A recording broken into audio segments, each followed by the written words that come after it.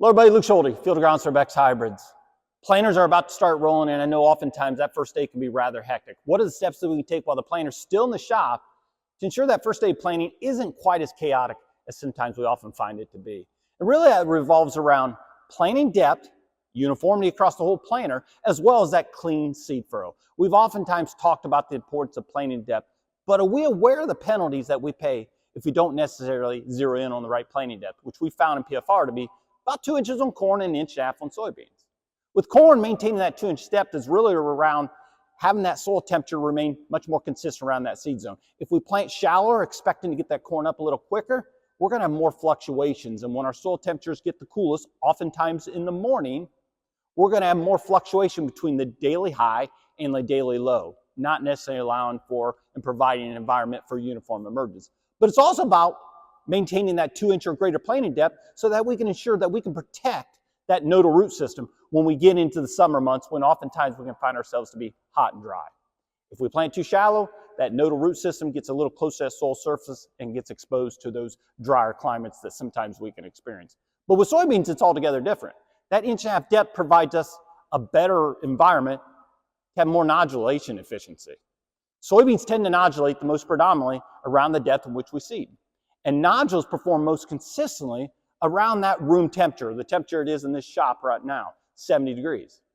When we maintain that planting depth of 1.25 inches or even better, 1.5 inches, we can assure when we get hot and dry in the summer that those nodules are at least in as cool environment as possible, so that way they can fixate as much N as possible or as efficiently as possible.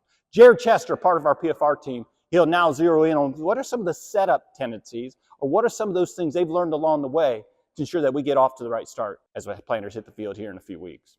Okay, 3 tips we want to share with you around planter settings and checking that depth. First one is indexing the planter. The goal with this is to get all of our row units at the consistent depth before we actually leave the shop and go to the field. This is beneficial so that when we're out there checking depth, we don't have to worry about variation row to row. How do we do this? Well, you need something to represent that 2-inch planting depth for our corn planter. So you can use a 2x4 and a piece of 1/2 inch plywood. On this planter, we've got conceal system on it, so we actually can't slide that normal piece of plywood and 2x6 underneath it. So we're using 1x2 inch, some scrap metal we have.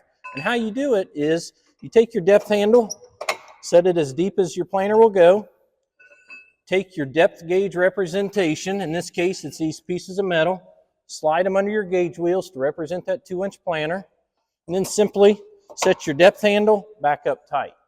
You do this across every single row of the planter. Now the planter is consistent row to row. I've seen a lot of guys take a paint marker and actually mark that initial setting. That way if things get moved throughout the season, they can still kind of zero it out or level it all out pretty simply. So that's step number 1. Tip number 2 is actually when you're out in the field checking your planting depth. And what we encourage you to do is instead of slowing down the tractor and coming to a gradual stop, coming back and then digging right behind the planter, what we actually would prefer to do is actually check the planting depth at our normal planting speed.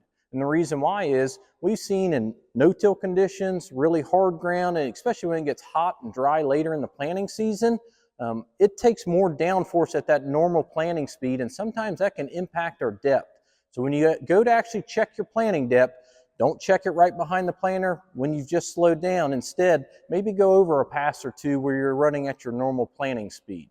Tip number 3 is going to help you check not only your planting depth, but also your downforce settings. And how we do that is come back here to the closing wheel tail, take the T-handle, take all the pressure off, get a ratchet strap, and ratchet strap that tail clear up off the ground.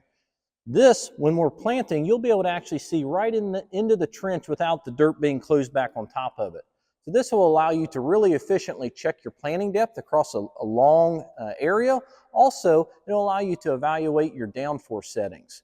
So if you look at this first picture, you can see that the trench is really crumbed in.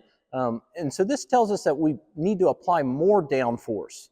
This next picture, you can see we've got a lot more intactness in those sidewalls. Less dirt actually in the trench, but also we see a little bit of fracturing in those sidewalls, and that's a good thing. So this is about the ideal downforce setting here in this picture. You want to be able to take your knife or your seed depth finder and be able to push in the side of that trench and really be able to pry it open and crack it apart. So hopefully these 3 tips have helped you in terms of getting ready for that first day of planting. If you've got any questions, please feel free to call me. Thanks for watching. Have a great day.